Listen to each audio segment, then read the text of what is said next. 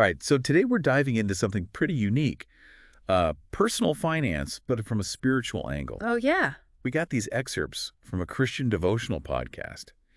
And I got to say, I'm really curious what they had to say about things like budgeting and generational blessings and weight even oil. Yeah, it's definitely not your typical financial advice. Not at all. Really interesting perspective. But before we get too far, it is important to mention that these principles are rooted in evangelical Christian faith. Right. So we're going to be exploring them within that specific context. Exactly. Okay, so let's jump right in. Yeah, let's do it. The devotional talks about budgeting with an anointing. For those who aren't familiar with that term, how would you sum up that concept? Well, it kind of suggests that being financially responsible isn't just practical, like balancing your checkbook. Right. But it's actually a way of inviting a special blessing into your life. So there's like a deeper spiritual dimension to it. Exactly. Interesting. And they bring up Proverbs 3.16, which talks about wisdom leading to long life, wealth, and consideration. Right. What's the takeaway for our listener there? Well, Proverbs are all about practical wisdom, right? Yeah. And this one seems to be saying that being wise with your money isn't just about the money itself. Okay. It's about contributing to a well-rounded life. So it's connecting material wealth with Yeah. things like having a good reputation and a long life. Exactly. It's not just about the bottom line. Interesting. And that ties into their next point, which is budgeting as a form of planning. Yeah. They use a really interesting analogy. Mhm. They talk about building a tower from Luke 14.28, Oh, yeah, I like that one. where Jesus says you need to calculate the cost before you start. Right. Don't just wing it. Yeah, have a plan. Exactly. Yeah. And they connect that to Proverbs 21.5. Okay. The plans of the diligent lead to profit as surely as haste leads to poverty. So it's all about being intentional with your money, Exactly. which is something we talk about all the time when it comes to personal finance. All the time. Now, this is where it gets really interesting for me. Okay. They quote Proverbs 21.12, which mentions wise people storing up quality food and oil. Oil. Oil.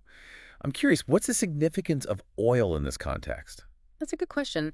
Historically, oil has been a symbol of abundance and prosperity. Okay. Think about olive oil, for example. It was valuable for so many things, cooking religious rituals. But isn't that a little materialistic?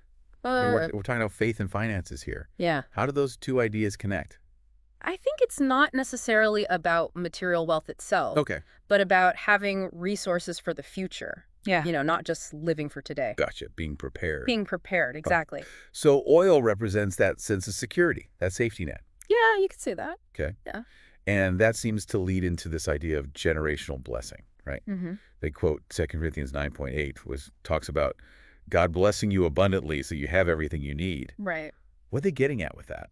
Well, it's this beautiful idea that when you make wise financial decisions, when you're generous, those things create a legacy that lasts beyond your own lifetime. So it's not just about leaving money behind for your kids. Now it's bigger than that. It's about instilling those values in future generations. Exactly. Building a foundation of financial wisdom and generosity that benefits your children and grandchildren and so on. It's a long-term perspective. Wow, that's powerful.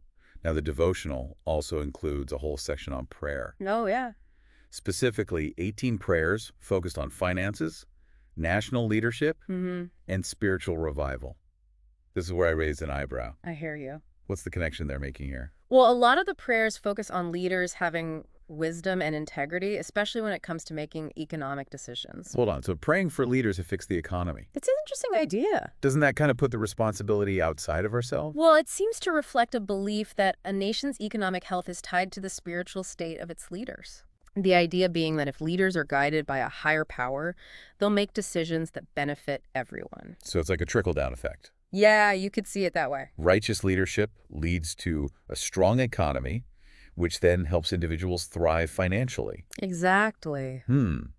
That's pretty interesting. And it gets even more interesting when we look at the prayers about breaking free from negative financial patterns. Yeah. They're talking about things like debt and poverty, which so many people struggle with regardless of their faith. Absolutely. I'm curious, how does the devotional approach these challenges? Well, it frames them not just as material issues, but as spiritual battles. Yeah.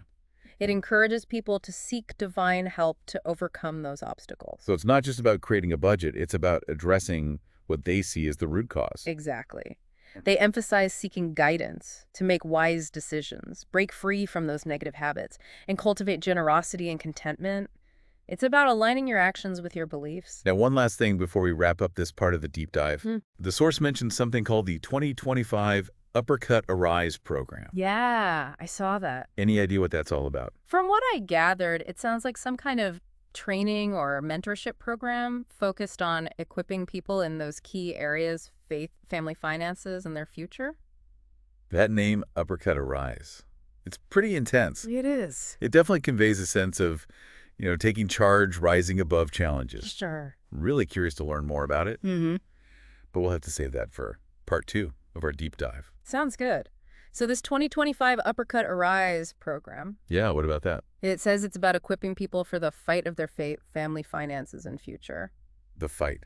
That's interesting wording. Yeah, Like there's some struggle involved. right. Overcoming obstacles. Do we know anything else about what this program actually does? Not really any specifics, Oh. but based on the devotional's message, I Mhm. guess it probably involves some sort of practical training. Right. Combined with spiritual guidance, Okay. all rooted in those 4 pillars they mentioned. Faith, family, finances, and future. Exactly. So it's not just about financial advice then. No, it's more like a holistic approach to life. Interesting.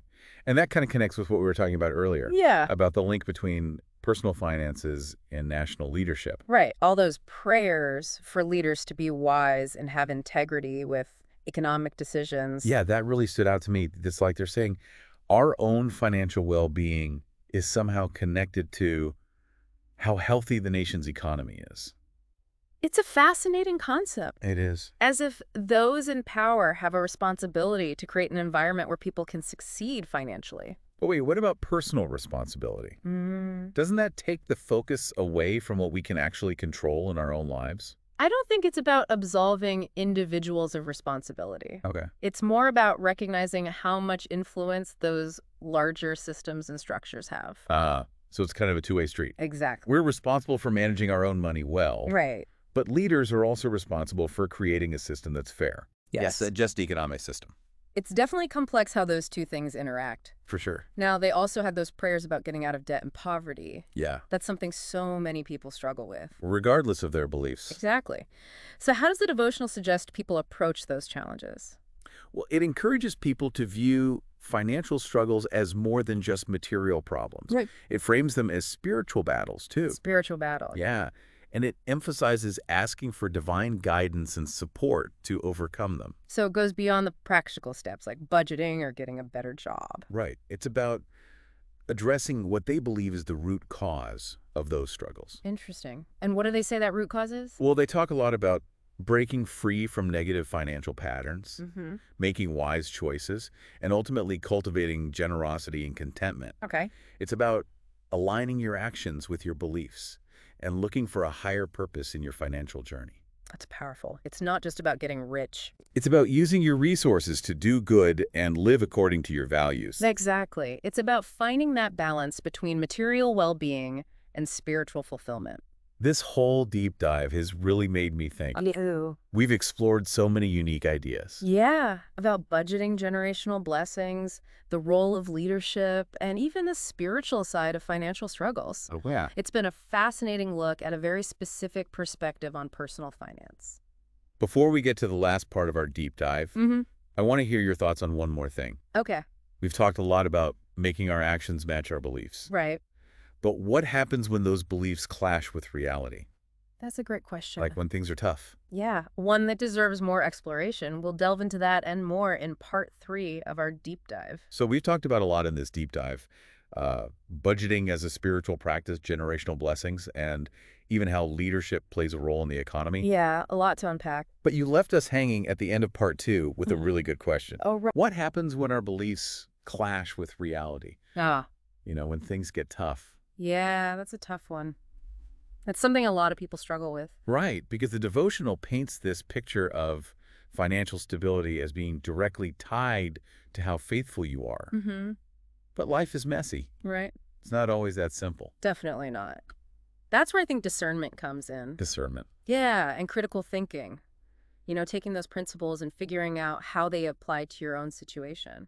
So it's not about blindly following some formula. No, not at all. It's about asking yourself, what does it mean to be financially responsible in my life right now with all its complexities?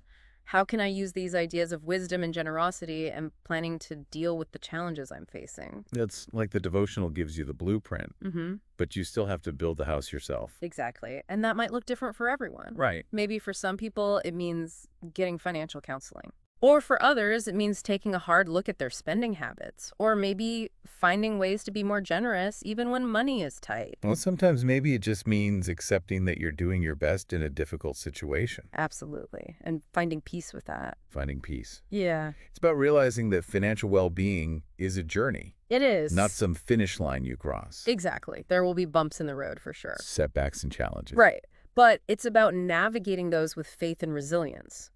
So as we wrap up this deep dive into faith and finances, what's the one thing you hope our listeners take away from this?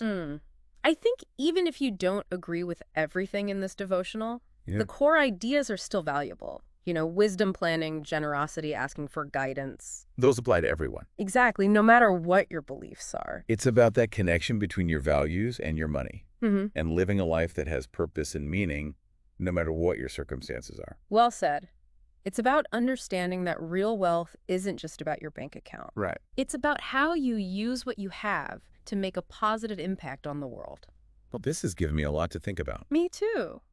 It's always so interesting to look at different perspectives. Yeah, and see how people bring their faith into their daily lives. Absolutely. Thanks for walking us through this topic. My pleasure. It was a great discussion. And to our listeners, thanks for joining us on this deep dive. Yeah, thanks for listening. We hope this sparks some new ideas and maybe inspired you to look at your own financial journey in a new light.